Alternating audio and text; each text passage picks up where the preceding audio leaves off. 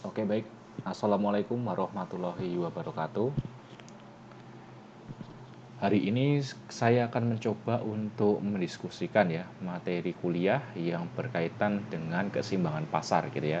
Jadi presentasi saya pada hari ini, pada kali ini gitu ya, akan membahas tentang keseimbangan pasar, kemudian apa dampak pajak dan subsidi gitu ya, apa efek pajak sama subsidi terhadap keseimbangan pasar gitu ya. Nah, sebelum melangkah ke sana kita harus tahu dulu ya keseimbangan pasar itu apa sih gitu ya.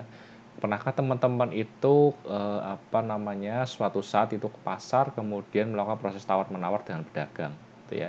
Nah, sebenarnya apa sih tujuan teman-teman untuk melakukan proses tawar-menawar itu gitu ya. Apakah cuma hanya untuk senang-senang saja atau hanya untuk iseng-iseng saja dan seterusnya ya. Tentu saja tidak ya.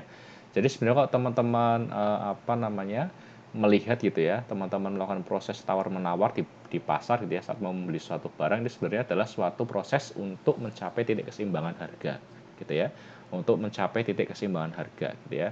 Kira-kira berapa sih produsen pada harga berapa sih produsen masih mau menawarkan barangnya kepada teman-teman.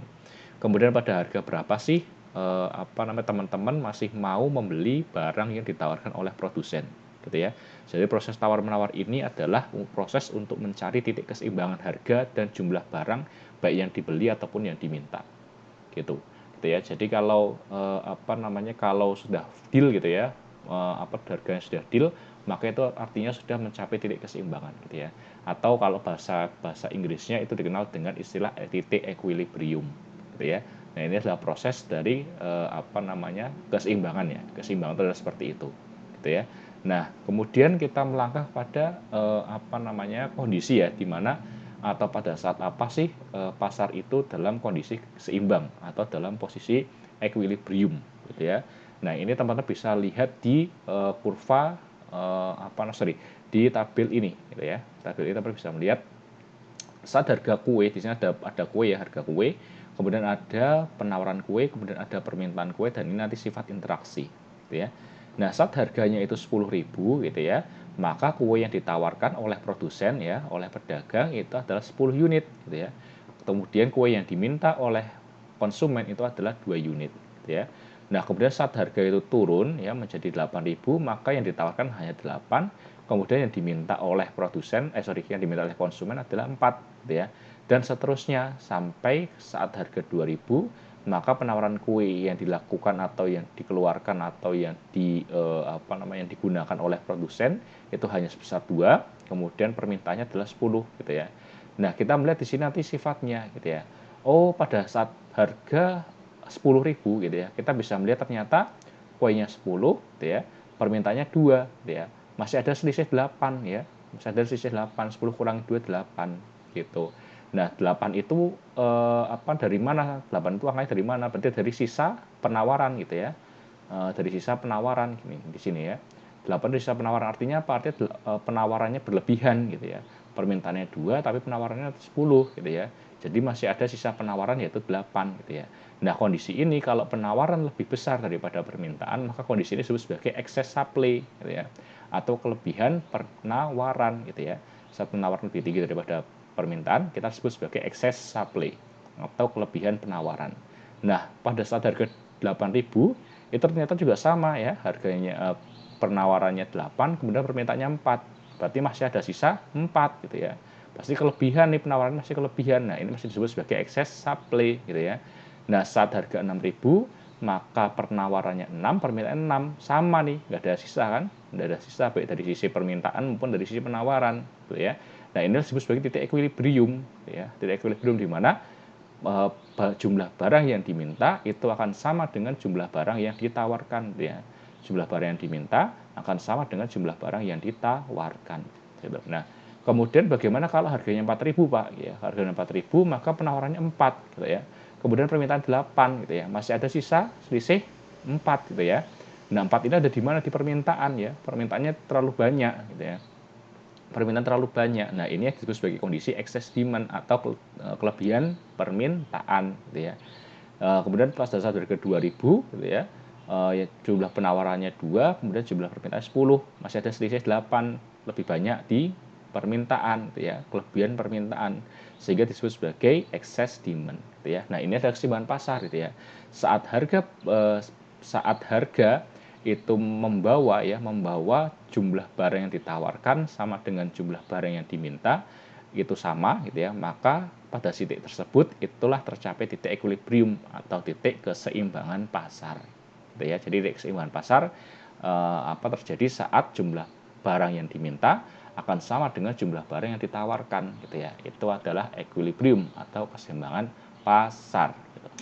Nah, ini adalah contoh gambar dari keseimbangan pasar, gitu ya. Nah, kemarin kita sudah bahas QD itu persamaannya adalah A min BP, gitu ya. A min BP. Selalu tandanya negatif kalau demand, gitu ya. Kenapa kok negatif, Pak? Karena dia kurvanya itu pasti akan berbentuk garis lurus yang terbentuk dari kiri atas, gitu ya. Dari kiri atas ke kanan bawah, gitu ya. Tetapi kalau yang QS itu pasti positif, ya. Koefisien P-nya pasti positif. Kenapa? Karena dia membentuk kurva linier atau garis lurus dari kiri bawah ke kanan atas, gitu ya. Nah, ini adalah kurva supply dan ini kurva demand, gitu ya. Nah, di mana titik keseimbangannya? Titik keseimbangan terjadi saat QD sama dengan QS, gitu ya. Di mana, Pak? Adalah di sini, ya. Perpotongan antara QS atau QS itu sama dengan perpotongan antara QS dan QD, gitu ya. Kurva QD sama QS ada di sini perpotongannya. Nah, ini ada disebut sebagai titik equilibrium, gitu ya.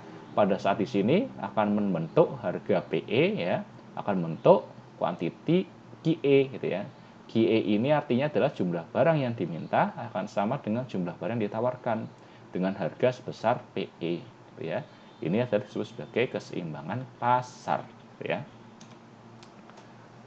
Nah, kemudian titik keseimbangan pasar itu bersifat dinamis, ya, bersifat dinamis. Artinya apa kok bersifat dinamis? Artinya bahwa keseimbangan pasar itu bersifat berubah-ubah, ya, tidak tetap, gitu ya.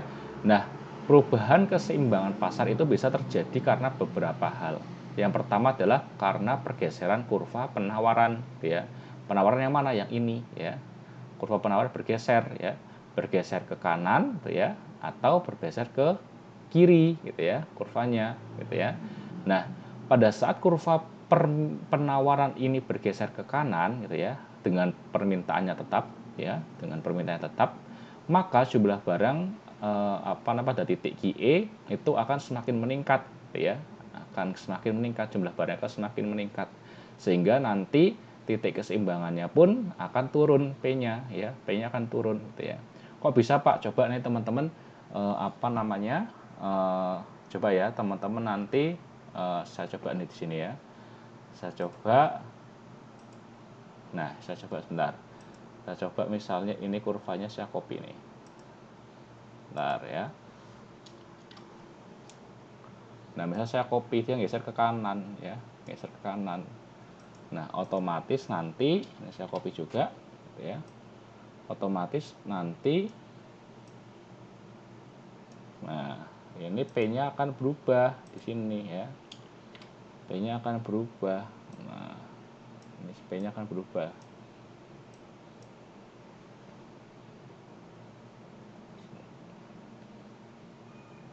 Nah, P-nya akan berubah di sini, ya. Saya Saya paskan dulu. Nah, di sini oke, sip. Nah, oke. Nah, di sini. Gitu ya. Nah, ini yang saya bilang, gitu ya. Nah, saya bilang.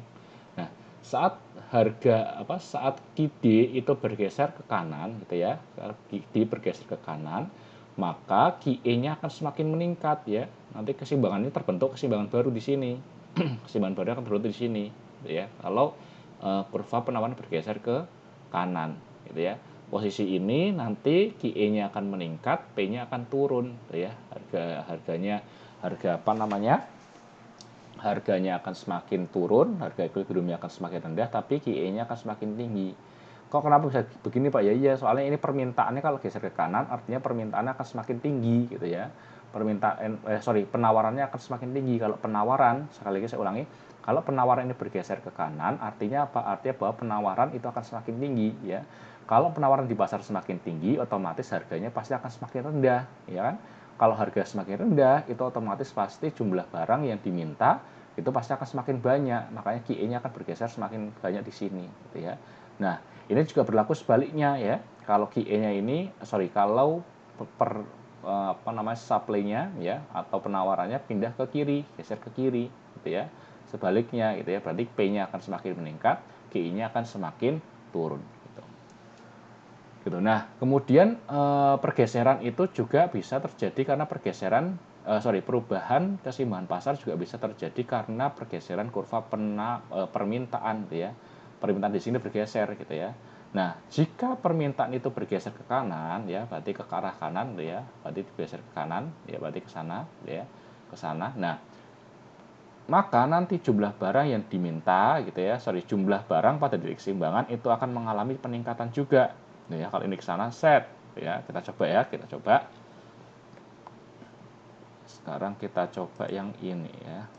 Ini sudah. Nah, kita coba yang ini. Coba kalau semisal ini kita geser ke kanan ya. Kita geser ke kanan. Nah, kita coba geser ke kanan, hasilnya apakah begitu atau tidak ya, dengan penawaran tetap ya, ya. Nah, kita lihat di sini set ya.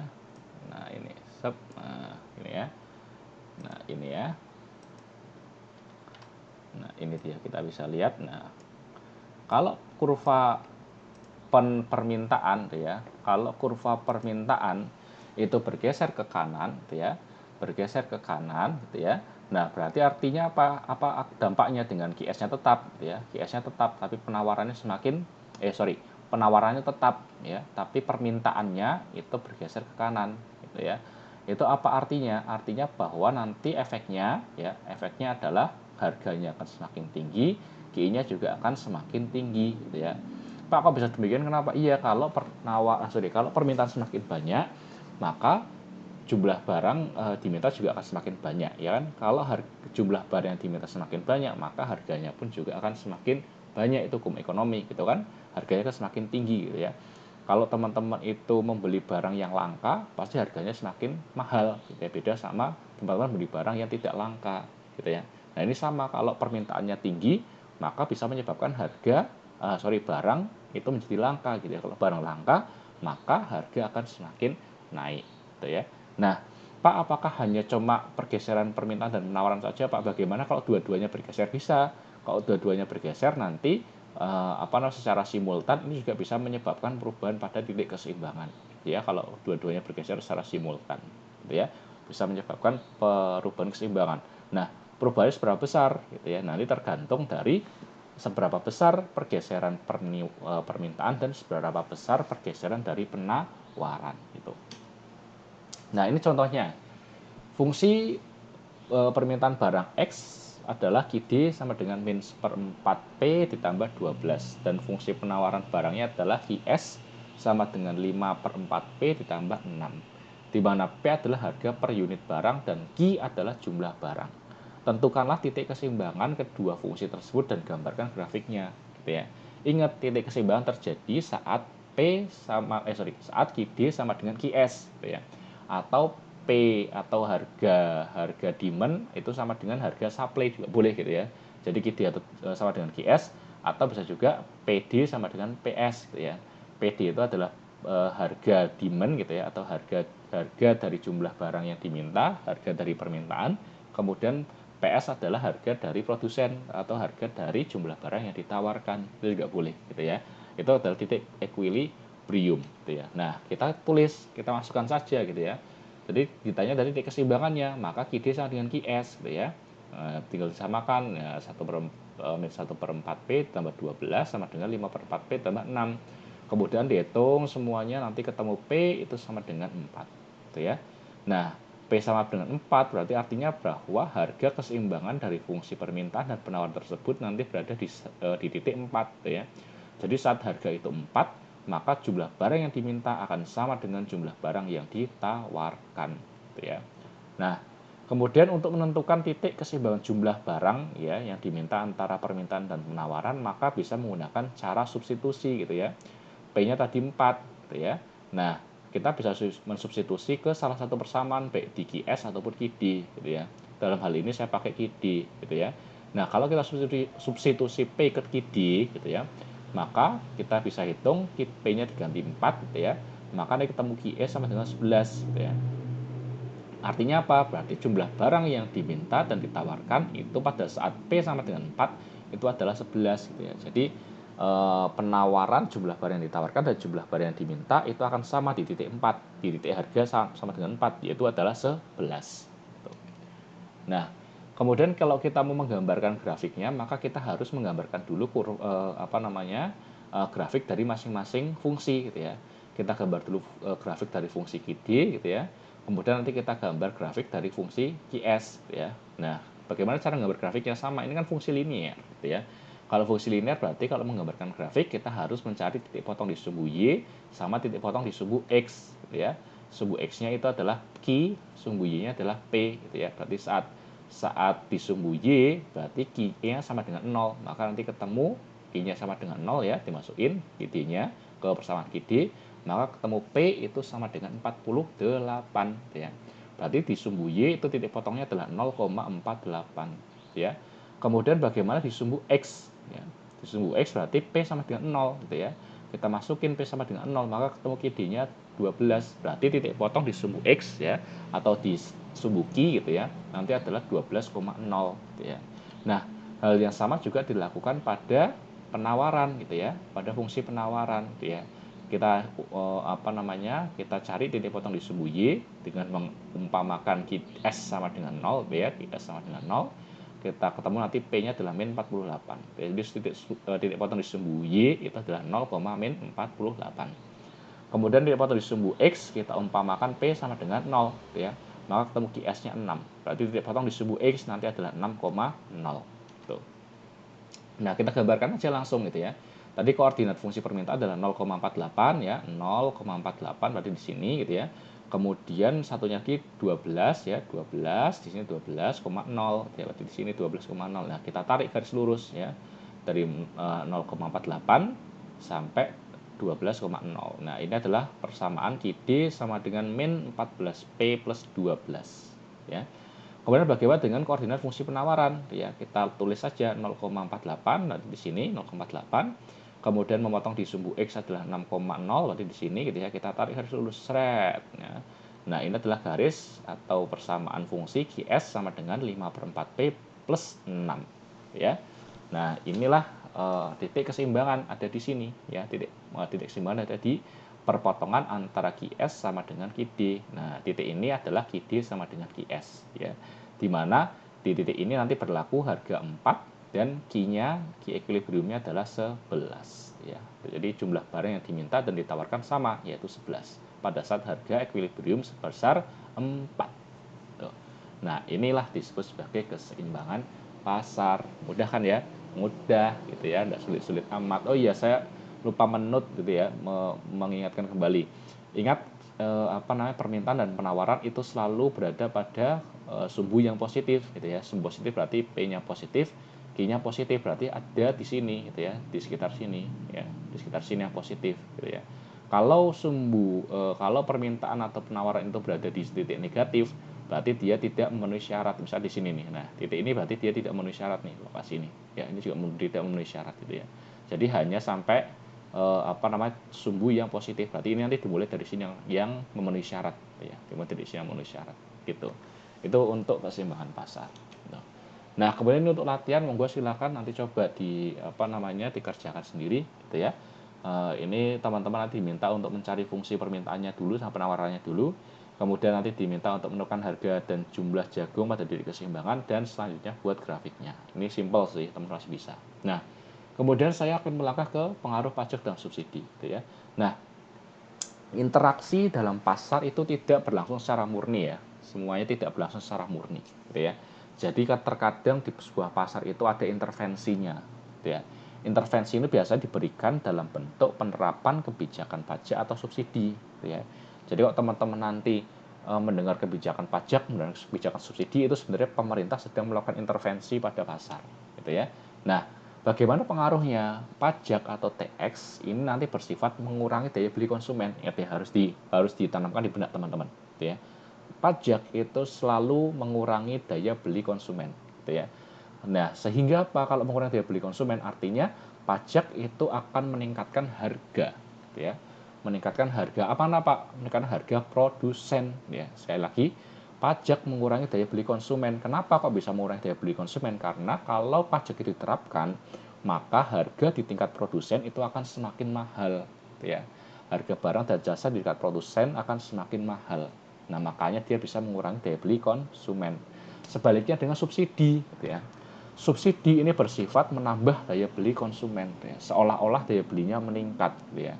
Mengapa kok bisa demikian? Karena harga dari barang yang dikenakan subsidi nanti akan lebih rendah daripada harga aslinya, gitu ya.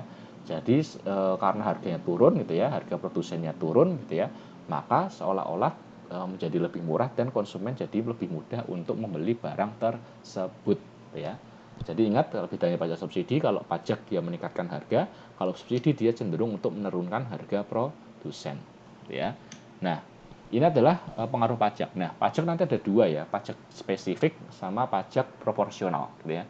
Nah, kita belajar dulu yang pajak spesifik. Apa itu pajak spesifik? Jadi pajak spesifik ini biasa dikenal juga dengan sebutan pajak per unit, ya. Pajak spesifik ini bisa dikenal atau bisa dikenal juga dengan nama lain yaitu pajak per unit, ya. Atau pajak yang ditetapkan dengan nilai yang spesifik, ya. Nilainya sudah tentu, ya, nilainya sudah tentu, sudah pasti, gitu ya, terhadap produk yang dijual. Contoh, kalau ada pajak rokok, misalnya pajak rokok ditetapkan sebesar Rp50 per batangnya. Nah, ini disebut sebagai pajak spesifik karena harganya atau besarnya pajak tetap, ya, yaitu sebesar 50, ya, per unitnya, gitu ya. Nah, maka itu sebagai pajak spesifik atau pajak per unit, ya, karena langsung mentarget per unitnya berapa, gitu, ya. Misalnya ada pemerintah menerapkan pajak sembako misalnya sebesar 1000, misalnya Rp100 per kilogram misalnya, gitu ya. Nah, 100 itu adalah pajak spesifik atau pajak per unit, gitu ya. Nah, nanti pajak per unit ini dapat mempengaruhi, ya, pajak per unit ini dapat mempengaruhi keseimbangan pasar melalui perubahan harga yang terjadi pada sisi penawaran, sedangkan sisi permintaannya tetap. Jadi sekali lagi, pajak itu nanti mempengaruhi, dan subsidi, ya, pajak dan subsidi itu nanti mempengaruhi di sisi penawaran, gitu ya, di harga produsen, gitu ya, sehingga nanti keseimbangan pasarnya itu yang berubah bukan di sisi permintaan tetapi di sisi penawarannya, gitu ya. Ingat, sekali lagi yang berubah dari di sisi penawarannya. Oke, nah kita coba di sini. Nah ini, gitu ya.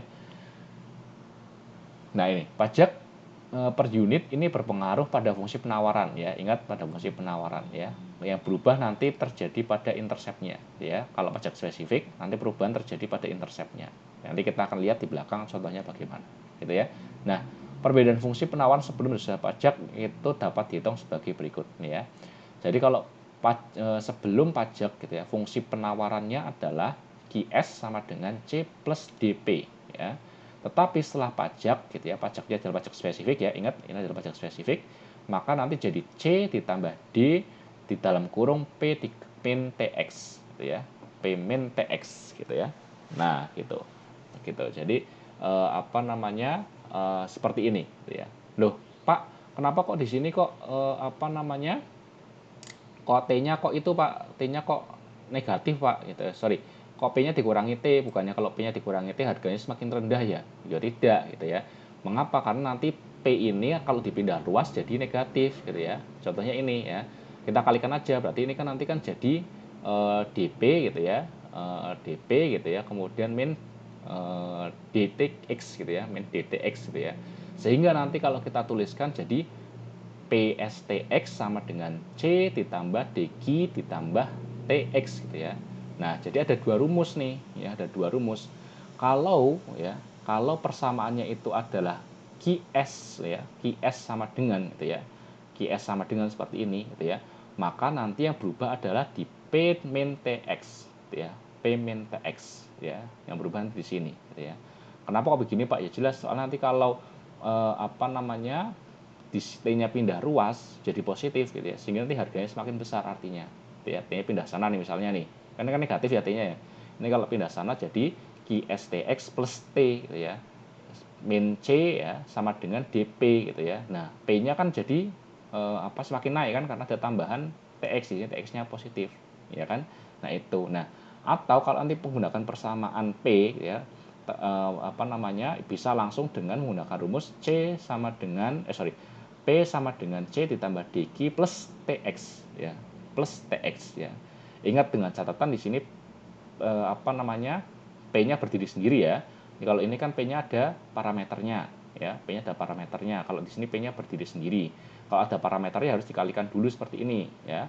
Ingat sekali lagi kalau di sini ada parameternya harus dikalikan seperti ini caranya. Gitu ya. Tapi kalau P-nya berdiri sendiri udah langsung persamaan P sama dengan, maka TX-nya langsung ada di belakang sini gitu ya. Tapi kalau belum P sama dengan atau masih dalam persamaan Q sama dengan harus pakai rumus yang seperti ini gitu ya. Jadi diperhatikan persamaannya ya. Persamaannya Q sama dengan atau P sama dengan gitu. Nah, kemudian ini adalah kita diminta sih untuk melihat gitu ya, mana yang konstanta, mana yang parameter, mana yang koefisien, dan mana yang variabel gitu ya. Kira-kira mana gitu ya. Pak punya konstanta enggak? Tidak ya. Di sini tidak punya konstanta gitu ya. Punya parameter enggak? Punya. Di mana? Ada di C sama di D gitu ya. TX enggak punya, TX enggak punya parameter kan, di sini enggak punya enggak ada intinya ya, enggak ada pengalinya di depan ini ya. Di depannya enggak ada pengalinya gitu ya. Sehingga parameternya ada dua, yaitu C sama D di sini ya. Ini perlu persamaan ini ya, saya membahas persamaan yang ini gitu ya. Konstantanya tidak ada gitu ya. Parameternya ada dua, C sama D gitu ya. Kemudian koefisiennya ada berapa? Koefisiennya ada 3 ya. Ada P, kemudian Q ya, harga gitu ya. Kemudian kuantitas ya atau QS gitu ya, sama TX ya, ini jadi variabel gitu ya. Nah, udah gitu. Kemudian kalau ini juga sama gitu ya. Variabelnya adalah QS ya, QS TX ini. Kemudian variabelnya lagi adalah P dan TX gitu ya. Gitu. Nah, parameternya mana? Yang parameter adalah yang D sama C gitu ya. Punya konstanta enggak? Tidak ya, tidak punya konstanta. Punya koefisien enggak? Enggak. Mas D-nya parameter di sini gitu ya. Karena ini tidak bentuk angka, tapi bentuknya huruf gitu ya. Jadi nilainya tertentu ya gitu. Nah, oke, itu refresh sebentar. Kemudian ini dia pengaruh pajak spesifik ya. Nah, ini rumus yang tadi yang saya jelaskan di awal gitu ya. Nah, penambahan pajak per unit barang secara langsung akan berpengaruh terhadap nilai konstanta gitu ya. Nah, teman-teman bisa lihat ini ya. Misalnya ini saya kalikan, ini saya P-nya punya nilai ya, misalnya 10. Ini T-nya misalnya 5 gitu ya. Kalau dikalikan D ya, D-nya misalnya 3 gitu ya. Ini 3 dikali 5 dan seterusnya, ini pasti nanti akan berpengaruh ke sini ya. Pasti akan berpengaruh di sini. Nanti kita akan lihat contohnya aja biar lebih mudah gitu ya. Ini kalau awang-awang teman-teman pasti agak sulit untuk memahami gitu ya. Nah, kemudian hal ini akan berdampak pada pergeseran kurva penawaran ke kiri atas gitu ya, ke kiri atas, di mana harga keseimbangan baru akan menjadi lebih tinggi dan jumlah barang yang di pasar menjadi lebih rendah gitu ya. Nah, tadi yang saya bilang gitu ya, kalau dengan adanya pajak gitu ya, kalau adanya pajak maka harga menjadi lebih tinggi ya. Kalau harga lebih tinggi maka otomatis jumlah barang juga akan semakin rendah gitu ya, jumlah barang di pasar akan semakin rendah. Itu adalah efek pajak. Nah, contohnya ini gitu ya. Contohnya ini. Nah, ini adalah titik, ini adalah KD-nya ya, persamaan demand-nya atau persamaan permintaannya gitu ya. Kemudian ini adalah persamaan penawaran awal gitu ya, penawaran awal atau sebelum pajak ini di sini gitu ya. Nah, pada saat posisi ini ya, sebelum pajak itu titik equilibriumnya ada di PE sama QE ya. Di sini kan titik equilibriumnya kan. Nah, saat terjadi penerapan pajak maka harga akan semakin tinggi kan gitu ya kan. Sehingga pasti kurva supply ini akan bergeser ke kiri gitu ya. Kalau harganya semakin tinggi, kurva supply akan bergeser ke kiri gitu ya. Nah, kalau bergeser ke kiri otomatis ini dampaknya adalah harga semakin tinggi dan Q-nya akan semakin kecil gitu ya. Kalau semakin kecil Pak, ya iya karena semakin mahal produsennya nggak ada yang mau beli, konsumennya nggak ada yang mau beli gitu kan, sehingga jadi penurunan gitu ya. Nah, ini kita bisa lihat QE tadinya di sini, sekarang keseimbangan jadi di sini setelah pajak. QETX itu adalah keseimbangan equilibrium setelah pajak ya, equilibrium setelah pajak ya.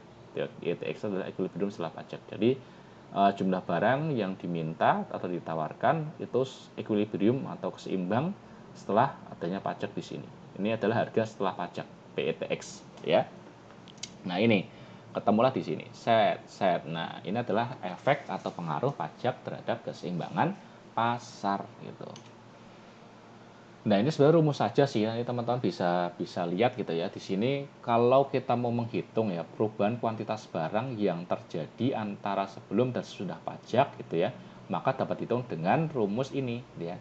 Delta Q sama dengan QE dikurang QETX. Jelas ya. Jadi kalau teman-teman diminta untuk menentukan kira-kira selisih ya, selisih barang sebelum atau perubahan kuantitas barang sebelum dan sesudah pajak itu berapa, maka bisa pakai rumus ini gitu ya. Perubahannya berapa dari sini ya, QE dikurang QETX atau yang equilibrium dikurangi QETX di sini ya. Kemudian kalau disuruh cari perubahan harga barang yang terjadi sebelum dan sesudah pajak, maka bisa pakai rumus delta P sama dengan PETX dikurangi PE gitu ya. PETX dikurangi P ya. Pokoknya yang besar dikurangi yang kecil gitu ya untuk mencari perubahan.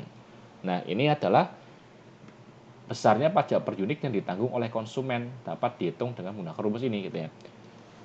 Jadi kalau pajak itu diterapkan ya. Jadi kalau pajak itu diterapkan, maka yang menanggung pajak itu nanti tidak sepenuhnya produsen ya. Yang menanggung pajak itu tidak sepenuhnya produsen. Tetapi ada sebagian pajak yang ditanggung oleh konsumen gitu ya. Ya, teman bisa tahu kalau di restoran ada pajak konsumen, dia pajak pajak pembelian dan lain sebagainya itu ya. Nah, itu pajak itu tidak sepenuhnya dibebankan ke produsen, tetapi juga ditanggung oleh konsumen. Nah, untuk menentukan seberapa besar pajak yang ditanggung oleh konsumen, maka bisa menggunakan rumus TXC ya, total pajak, TX sama pajak ya, yang ditanggung oleh konsumer. C itu adalah consumer gitu ya, jadi kata konsumen gitu ya, consumer gitu ya. Itu sama dengan delta P, itu sama dengan PETX dikurangi P gitu ya. Ini adalah besarnya pajak per unit ya. Sekali lagi besarnya pajak per unit barang yang ditanggung oleh konsumen ya, atau di sini nanti PETX dikurangi P ya, ini gitu ya. Di sini set nah ini di titik ini. Ini adalah besarnya pajak yang ditanggung oleh konsumen. Nah, total pajak yang ditanggung oleh konsumen berapa? Nah, total pajaknya, kalau tadi kan pajak per unitnya, per unit barang. Kalau sekarang adalah yang bawah ini adalah total pajaknya, gitu ya, totalnya, gitu ya. Bukan per barang lagi, tapi total semuanya, gitu ya. Nah, ini bisa dilihat dari wilayah QETX ya. QETX, W di sini W, kemudian E sama QE. Nah, ini. Nah, kalau di persegi ini adalah total pajak yang ditanggung oleh konsumen ya, totalnya itu ya. Berarti sudah dikalikan sama jumlah barang yang ada di pasar gitu ya. Kalau tadi hanya pajaknya tok ya. Pajaknya tok yang ditanggung oleh konsumen. Kalau yang ini yang bawah ini totalnya berarti adalah sudah dikalikan pajaknya, pajak per unit sudah dikalikan sama jumlah barang yang ada di pasar. Nanti sebesar ini nih, akhiran ini set. Nah, ini sini ya, ini adalah total pajak yang ditanggung oleh konsumen. Atau bisa dicari dengan rumus T besar ya, pakainya T besar berarti total, maksudnya pajak total gitu ya. TX besar, TX tapi T-nya besar, itu adalah total pajak. C-nya sama konsumer, itu sama dengan delta P ya, pajaknya ya, tadi selisih pajak tadi dikali QETX ya, dikali QETX ya. Jadi bisa bisa pakai bisa menghitung wilayah ini gitu ya, atau pakai rumus apa namanya besar pajak per unit ya, besar pajak per unit yang ditanggung oleh konsumen. Ini kan besar pajak per unit dari konsumen ya, ini ya, besar pajak per unit yang ditanggung oleh konsumen dikali sama keseimbangan barang setelah pajak gitu ya, keseimbangan barang setelah pajak gitu. Nah, itu nanti menjadi pajak total yang ditanggung oleh konsumen. Nah, bagaimana dengan yang ditanggung oleh produsen ya? Nah, yang ditanggung oleh produsen nanti bisa dicari yang per unit ya, ini ya, yang per unit barang bisa dicari dengan TXP ya. TX-nya adalah pajak, P-nya adalah produsen gitu ya, atau produser gitu ya. Itu sama dengan TX dikurangi sama delta P. TX-nya dari pajak ya, pajak yang diterapkan misalnya pajaknya 5 gitu ya, diterapkan, atau pajaknya 10 gitu ya. Berarti di sini 10 dikurangi delta P, tadi berapa selisihnya gitu ya, selisih dari ini PETX dikurangi PE gitu ya. Nah, itu nanti ketemu pajak yang ditanggung oleh produsen per unit ya, ini ya, pajak per unit ditanggung oleh produsen. Nah, kalau mau mencari pajak total yang ditanggung oleh produsen, ini nanti diwakili oleh wilayah U ya, V, W, QETX. Berarti di sini ya, wilayah yang kecil ini ya. Nah, ini ya, wilayah ini ya, QETX. Nah, ini nanti adalah pajak yang ditanggung oleh produsen, total pajak yang ditanggung oleh produsen di sini wilayahnya. Kalau tadi yang di sini adalah yang ditanggung oleh konsumen ya. Kalau dia adalah ditanggung oleh produsen ya, yang di sini. atau bisa dihitung dengan rumus T besar X gitu ya, P ya berarti total pajak yang ditanggung oleh produsen gitu ya, itu sama dengan TX min delta P, berarti sama dengan ini ya, sama dengan TXP ya per unit gitu ya, pajak per unit yang ditanggung oleh produsen ya, dikali sama QE TX, sama ya, rumusnya identik ya, dikali sama QE TX-nya gitu. Nah, ini adalah pengaruh pajak spesifik. Nah, kemudian berapa total pajak atau pendapatan yang diterima oleh pemerintah gitu ya. Total pajak atau pendapatan yang diterima oleh pemerintah itu nanti biasanya disimbolkan oleh T besar tok ya, T aja, T besar aja gitu ya. Itu nanti adalah wilayah di bidang Q1 ya, V ya, kemudian E, kemudian Q2. Nah, jajar genjang ya. Dan ini adalah wilayah yang nanti atau besarnya pajak yang nanti akan diterima oleh pemerintah. Ya, sebesar ini gitu ya. Atau juga bisa diwakilkan sama wilayah U, V, E sama QE gitu ya, atau persegi ini ya, persegi ini gitu ya. Nah, ini kan kita bisa lihat ya, oh ternyata kok pemerintah ini ya yang segi 4 besar ini ya, persegi panjang 4 besar ini ya, persegi panjang besar ini ya, di sini adalah total pajak yang diterima oleh pemerintah ya. Ya, yang segi 4 besar ini. Nah, ini 4 besar ini adalah total pajak yang diterima oleh pemerintah. Kita bisa tahu bahwa ternyata ini adalah penjumlahan antara pajak yang ditanggung oleh produsen ditambah sama total pajak yang ditanggung oleh konsumen gitu ya. Nah, maka kalau secara matematis bisa dihitung dengan dua cara. Bisa pakai TX dikali QX, QETX ya. Jadi TX-nya berapa? Misalnya TX-nya di 10 misalnya gitu ya, pajaknya 10 yang diterapkan. Kemudian QETX-nya atau Q setelah pajaknya itu adalah berapa? Tinggal dikalikan aja. Itu adalah nanti ketemu hasil T atau total pajak yang diterima oleh pemerintah. Atau juga bisa menggunakan rumus TXP ditambah TXC gitu ya. Total pajak yang diterima oleh yang ditanggung oleh produsen sama total pajak yang ditanggung oleh konsumen dijumlahkan. Nah, jadi total pajak yang diperoleh atau diterima oleh pemerintah. Gitu. Nah, ini contohnya ya. Diketahui sorry. Diketahui suatu barang memiliki fungsi permintaan QD sama dengan 20 min 2P gitu ya. Dan fungsi penawaran adalah QS itu sama dengan 2P plus 4 gitu ya. Nah, ternyata pemerintah ini menarik pajak sebesar 4 rupiah lah anggaplah ya, 4 rupiah per unit barang yang diperjualbelikan. Maka tentukan A. Keseimbangan pasar sebelum pajak, keseimbangan pasar sudah pajak, kemudian pajak yang ditanggung oleh konsumen, pajak yang ditanggung oleh produsen, pajak yang ditanggung oleh pemerintah, persentase penurunan jumlah barang di pasar akibat penerapan pajak, dan lukiskan grafiknya ya. Nah, ini kita bisa jelas di sini ya. Ini pasti adalah pajak per unit. Kenapa? Karena di sini adalah 4, langsung gitu aja gitu ya. Sebesar 4 per unit barang. Nah, berarti ini sudah pasti pajak per unit atau pajak spesifik ya. Nah, caranya bagaimana menyelesaikannya gitu ya. Ya nanti teman-teman coba dicoba bagaimana cara menyelesaikan, dicoba dicari dulu QD sama dengan QS ya. Kemudian nanti saat pajak itu masuk berarti dimasukkan ke P-nya gitu ya, ke variabel P-nya dan seterusnya. Jadi coba ya biar biar belajar bareng gitu. Nah, kemudian yang ini pengaruh pajak proporsional gitu ya. Jadi kalau tadi kita pajak per unit, kalau ini pajak proporsional adalah pajak yang diterapkan berdasarkan persentase tertentu dari harga jual barang. Contohnya, itu adalah implementasi pajak pertambahan nilai atau PPN. Itu sebesar 1% untuk komoditas pertanian, gitu ya. Baik komoditas tanaman pangan, hortikultura, tanaman hutan, perkebunan, dan sebagainya, gitu ya. Nah, penerapan pajak proporsional ini nanti akan berpengaruh langsung sama ya ke sisi penawaran, gitu ya. Berpengaruhnya ke fungsi penawaran, bukan permintaan tetap, gitu ya. Nah, nanti kalau tadi dipajak per unit pengaruhnya ke intercept ya. Kalau pajak proporsional nanti pengaruhnya ke slope, yang berubah nanti slope-nya gitu ya. Slope-nya nanti akan berubah gitu ya, dari fungsi penawaran ini menjadi lebih besar, slope-nya jadi lebih besar atau lebih curam nanti ya dibandingkan fungsi penawaran sebelum penerapan pajak. Nah, contohnya ya. Sebelum penawaran pajak ini segini ya, kurvanya di sini gitu ya. GS-nya. Setelah ada pajak, slope-nya jadi lebih tajam. Nah, ini ya, slope yang ini nih. Nah, tadinya cuma segini, sebesar ini, kemudian sekarang jadi sebesar ini, gitu ya. Jadi lebih tajam slope-nya, lebih besar slope-nya, gitu. Nah, itu disebut sebagai slope, ya, pengaruhnya ke slope, ya, bukan ke intercept. Kalau tadi ke intercept ya, sama sejajar, kurvanya sejajar, gesernya sejajar, gitu. Nah, ini contohnya seperti ini, gitu ya. Nah, karena pajak proporsional pasti dia pakainya RP ya.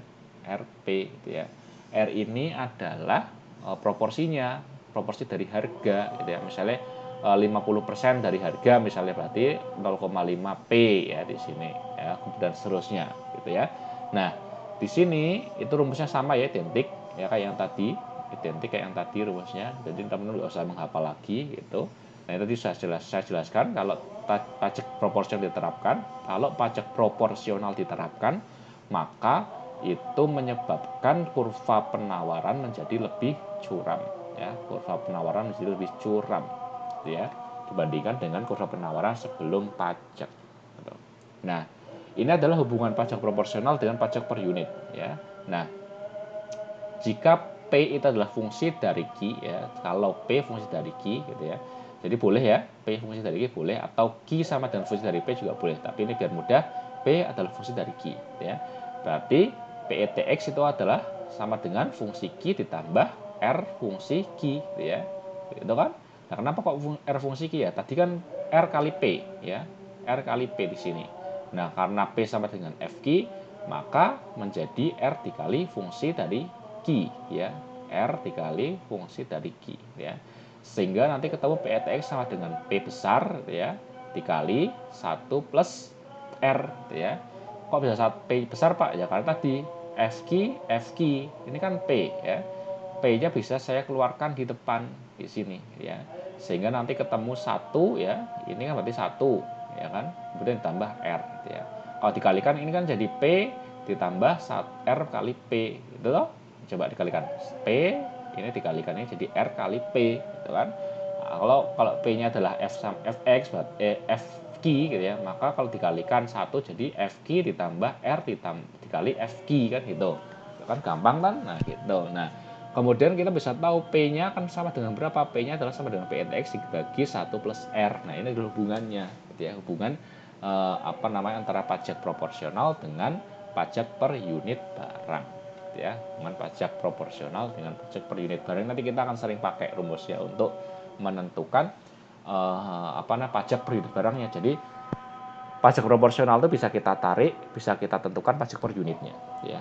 Setelah kita tahu bahwa penerapan pajaknya adalah 0,5 dari P, misalnya 50% dari P gitu ya. Itu kan untuk barang itu gitu ya. Kita bisa menentukan pajak per unitnya berapa, bisa dari pajak proporsional. Pakai rumus ini, pakai rumus P sama dengan PETX dibagi 1 plus R ya. Nah, kemudian pajak proporsional juga sama rumusnya gitu ya. Ini untuk menghitung pajak per unit ya. Tadi hubungannya. Kemudian ini adalah untuk menghitung pajak per unit ya. Di mana TX itu sama dengan R dikali P ya. TX sama dengan R dikali P. Itu untuk menghitung pajak per unit. TX ya. TX itu kan pajak per unit di sini nih ya. Sama dengan R dikali P.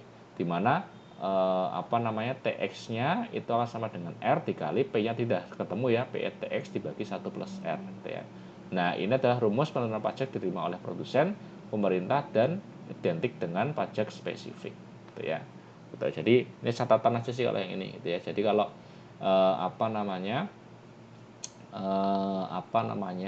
kalau teman-teman misalnya diberikan soal gitu ya, diberikan soal terkait dengan pajak proporsional, misalnya ditanyakan kira-kira berapa pajak per unitnya gitu ya, hitung pajak per unitnya gitu ya, padahal itu pajak proporsional gitu ya, hitung pajak per unitnya, maka bisa menggunakan rumus ini, TX sama dengan R dikali PETX dibagi 1 plus R gitu ya, gitu. Nah, kemudian di sini saya memberikan catatan bahwa rumus penentuan pajak ya diterima oleh produsen, konsumen, dan pemerintah ini sama dengan pajak spesifik ya, konsepnya sama dengan pajak spesifik. Gitu. Nah, kemudian ini adalah pengaruh subsidi terhadap keseimbangan pasar gitu ya. Kalau tadi kita membahas tentang pajak, sekarang kita membahas tentang subsidi ya. Subsidi ini juga dikenal sebagai istilah pajak negatif gitu ya. Pajak negatif gitu ya. Mengapa? Ya karena tadi kan subsidi itu berlawanan dengan pajak ya. Peristiwa subsidi berlawanan dengan pajak. Kalau pajak itu menaikkan harga, kalau subsidi dia menurunkan harga barang gitu ya. Contoh subsidi pupuk yang dilakukan oleh pemerintah untuk meningkatkan produksi dan produktivitas produk pertanian, itu juga contoh subsidi. Jadi harganya semakin turun pupuknya gitu kan. Kemudian subsidi ekspor untuk komoditas pertanian untuk meningkatkan daya saing di pasar internasional. Jadi Kenapa kok diberikan subsidi ekspor? Karena supaya produk kita yang di luar negeri itu jadi lebih murah gitu ya. Sehingga apa? Sehingga bisa bersaing dengan produk-produk yang lain di pasar tersebut gitu. Nah, ini adalah penerapan subsidi gitu ya. Jadi secara matematis mirip ya. Ini mirip sekali gitu ya. Mirip sekali. Nah, ini misalnya ini ya, QS. Jadi sorry, saya jelaskan dulu. Subsidi itu pengaruhnya sama kayak pajak. Itu nanti dia mempengaruhi di fungsi penawaran ya, fungsi permintaannya tetap ya, yang berubah nanti adalah fungsi penawarannya gitu ya. Nah, misalnya fungsi penawaran QS sama dengan C plus DP misalnya gitu ya. Jadi setelah subsidi bagaimana? Ya ini rumusnya gitu ya. QS sama dengan C ditambah D dalam kurung ya, P ditambah TR gitu ya. Tadi kita bahas pajak di sini min gitu ya. Maka kalau subsidi ini adalah plus gitu ya. Dan ini adalah untuk pajak per unit, subsidi per unit ya. Atau menggunakan rumus yang bawah, P sama dengan C PSTR ya, atau harga supply, harga penawaran setelah pajak, setelah transfer gitu ya, setelah subsidi gitu ya. TR itu dari transfer teman-teman. Jadi TR itu transfer itu subsidi gitu ya, termasuk subsidi itu transfer ya. Makanya saya singkat TR gitu ya. Kalau pajak kan TX gitu ya. Kalau di sini saya singkat TR gitu ya. Jadi PSTR gitu ya. Jadi harga penawaran setelah subsidi gitu ya. Itu akan sama dengan C tambah DQ min TR. Kalau tadi yang di pajak ini plus gitu ya. Kalau sekarang subsidi kita min ya. Jadi semuanya berlawanan sama pajak ya. Berlawanan sama pajak. Nah, ini untuk yang proporsional ya, SP. Ini plus, kemudian di sini SP, ini min ya. Kalau di sini yang P ya. Jadi sama identik ya, pengaruhnya identik gitu ya. Nah, ini contohnya gitu ya. Kalau gara-gara kalau subsidi itu kalau pajak itu menyebabkan kurva penawaran geser ke kiri ya, tapi kalau pajak itu menyebabkan kurva penawaran geser ke kiri, tetapi kalau subsidi akan menyebabkan kurva penawaran geser ke arah kanan ya, ke arah kanan. Demikian juga sama ini gitu ya. Kalau sebelumnya ya di pajak ini menyebabkan QSTR ini gesernya ke atas ya, ke atas ini gitu ya. Kemudian sekarang sebaliknya ya, subsidi menyebabkan gesernya ke bawah ya, ke bawah sini gitu. Untuk rumusnya semuanya identik gitu ya. Q delta Q ditambah QETR min Q sama, kemudian delta P-nya juga sama gitu ya. Kemudian TR-nya sama persis, ini juga sama persis, ini juga sama persis gitu ya. Nah, ini adalah contoh soalnya ini gitu ya. Nah, silakan dikerjakan, nanti kita bisa cocokkan bersama-sama waktu pertemuan di kelas gitu ya. Baik, itu yang dapat saya sampaikan terkait dengan materi keseimbangan pasar dan pengaruh pajak dan subsidi terhadap keseimbangan pasar gitu ya. Oke, baik. Terima kasih atas perhatiannya. Saya akhiri materi saya hari ini. Akhir kata, wassalamualaikum warahmatullahi wabarakatuh.